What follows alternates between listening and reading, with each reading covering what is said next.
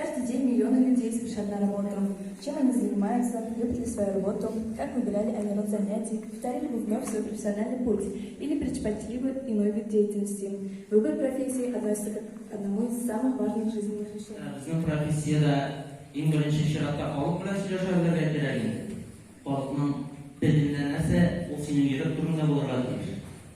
Халык тыныч булса безгә дә рәхәт, халык тыныч булмаса безгә дә начар. Менә без бер нәрсә була икән, без Сәгыйть белән бердән төнне буе бергәбез. Любой нәрсәне решать итәргә максат. Яңа профессияләрдә бик күп. Шуңа күрә үзегезне төрле өлкәләрдә сынап карагыз. Мин әле мәктәптә генә, әле миңа иртә дип уйларга кирәк түгел.